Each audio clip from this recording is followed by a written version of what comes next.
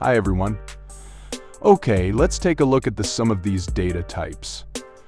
But before that, I have the HTML code and a few lines of CSS code here.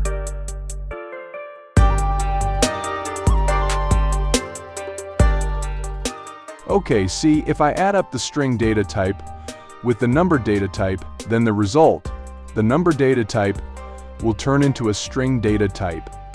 When you sum the string data type with the number data type in JavaScript, the process that occurs is called implicit coercion. JavaScript will try to change the number data type to a string to match the other string data types. In JavaScript, this is a feature called type coercion, in which JavaScript automatically tries to perform data type conversions so that operations can be performed.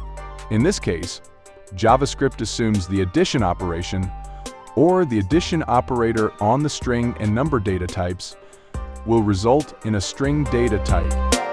Because one of the operands of X is a number data type, JavaScript will try to convert the number data type to a string and perform string concatenation instead of mathematical addition.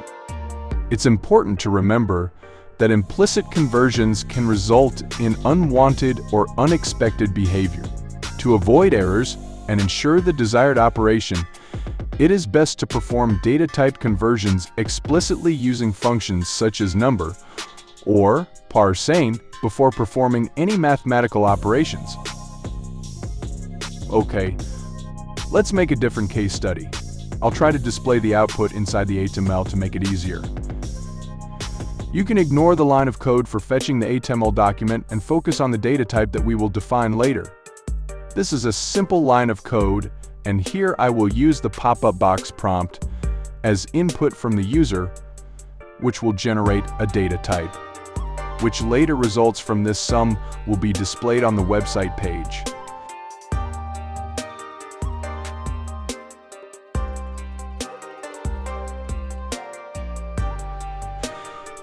In this input, whatever is entered will be converted into a string data type. If you want to perform math operations, it's best to use the functions that are number or parsing. Now, let's use the number function. We just need to add it here. For the next video, I will discuss the difference between the number function and the parsing function. And now we can do math operations. 20 plus 50 equals 70. It's not 2050 anymore. It's a string. What if we enter something other than numbers? She will turn into name.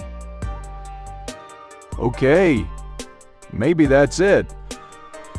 If you learned something new, congrats, you'll keep improving. Look forward to the latest video. Thanks for watching and see you in the next video.